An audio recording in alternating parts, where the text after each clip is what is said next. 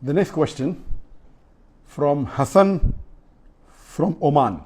If someone does not do anything forbidden, but the only thing is that he does not pray, is it possible for him to enter paradise? The question posed by Brother Hassan from Oman, that if a person doesn't do anything forbidden, but the only thing he does not pray, so can he go to Jannah? It is like somebody asking me that I want to have a very good, healthy body. I do exercise, I go to the gym, I daily go to walk, I do cycling.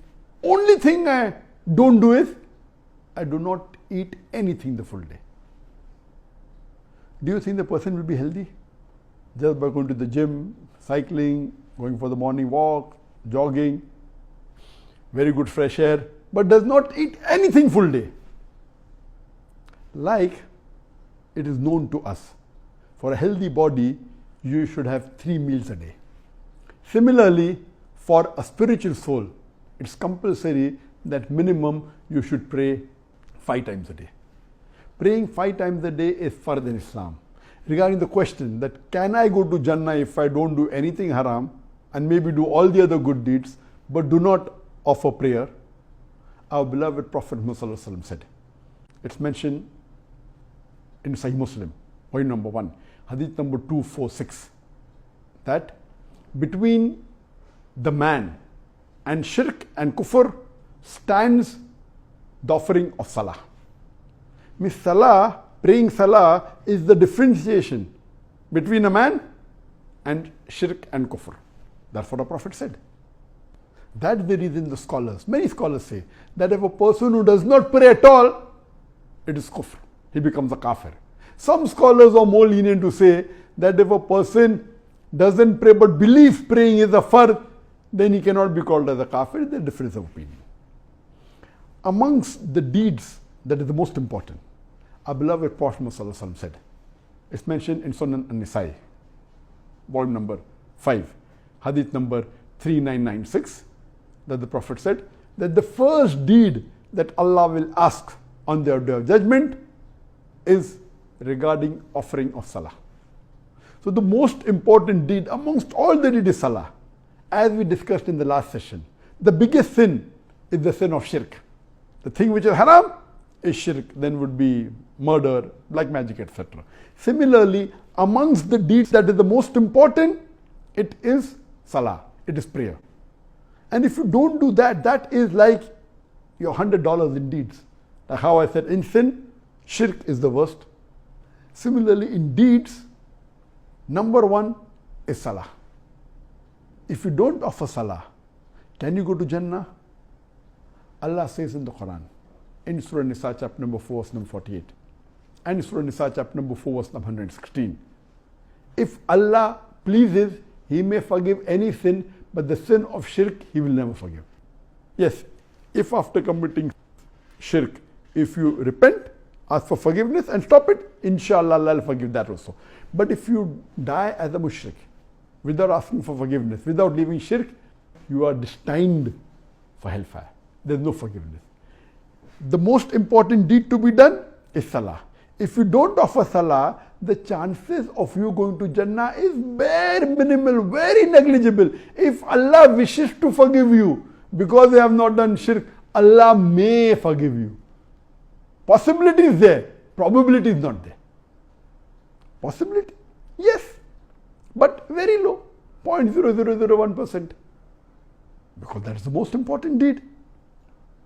If you do something else, and if Allah is pleased with you and Allah wants to forgive you, there is too much of ifs and buts. A person cannot take the risk. We are undergoing the final examination. This is the test for the hereafter. You cannot take that chance. And if you analyze, if I ask you a simple question, there is a human being who everyone is saying, who is so grateful, he's such a good human being, and he is looking after other people, he is going and helping the poor, and he's loving everyone else. And when you closely go and analyze, you realize that he had a mother and father who were very loving, who took care of him, who looked after him, and who educated him, gave him good clothes, and then he became rich. But later on, he doesn't take care of his parents at all. He's not even going and meeting them for years together. He's not thanking them.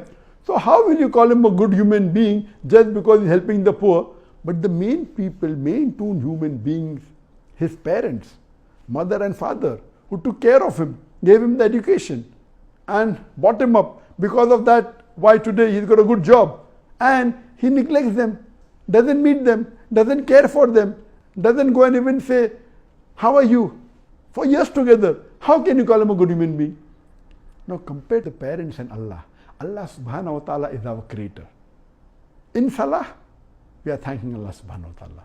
And besides thanking Allah subhanahu wa ta'ala, we are getting guidance from him. How should we lead our lives?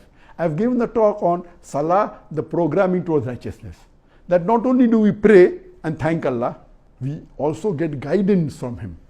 And if we offer salah in the right way, we are being guided to good deeds.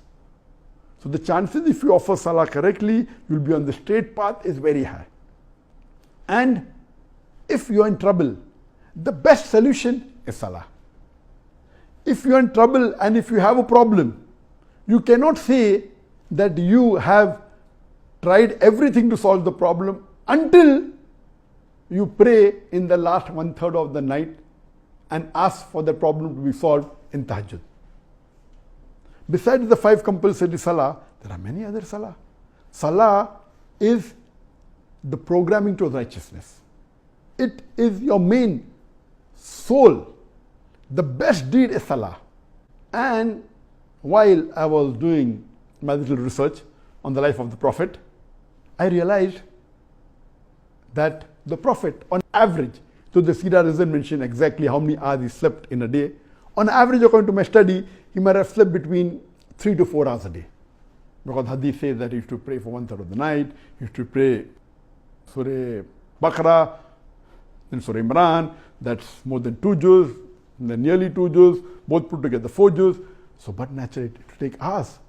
So based on this, depending upon whether it's summer or winter, the nights keep on getting short and long. The maximum that the Prophet could have slept was maybe 3 to 4 hours, not more than that. And if we analyze the time he used to spend praying every day, if you just calculate logically, it would be more than 5-6 hours. So according to me, according to my research, the Prophet prayed more number of hours than the number of hours he slept. Anyway, let me be very clear.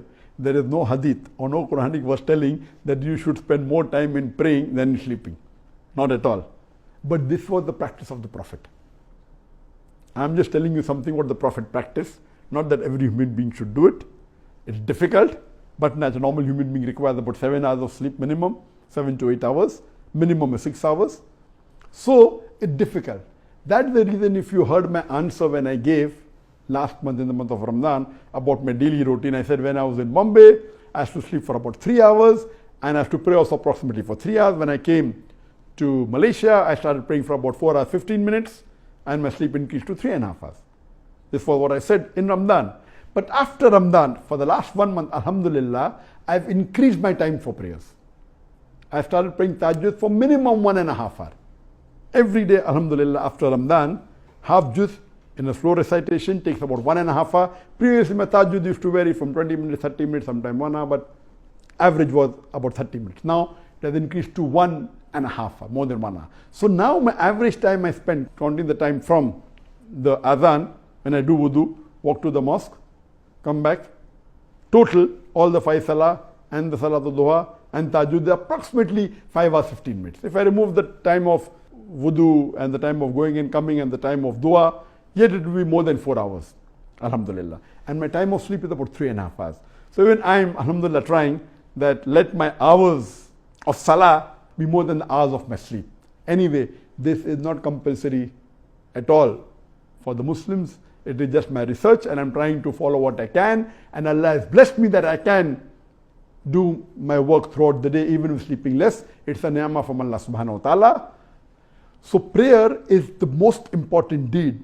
Regarding the answer that if you don't pray and do all the other good deeds and stay away from the bad deeds, the chances of you going to Jannah is very, very bare minimal. Wants to forgive you and put you in Jannah, that's Allah's prerogative. But but the chances are very less. So my request to you, brother, that see to it that you pay attention on your salah. Your full life should revolve around salah. If a person is a good practicing Muslim, all his activities in the day, it revolves around salah. The timing he eats is based on salah. Is the before salah, after salah. The time he sleeps is based on salah. The appointment he gives to anyone is based on salah. So those people who are practicing Muslim and see to it that they offer salah 5 times a day in Jamaat in the mosque, their whole daily routine revolves around salah. It is the most important factor. It builds a discipline in you, and it is the most important deed. I request you that you should always pray Alhamdulillah 5 times a day in the mosque, in Jamaat.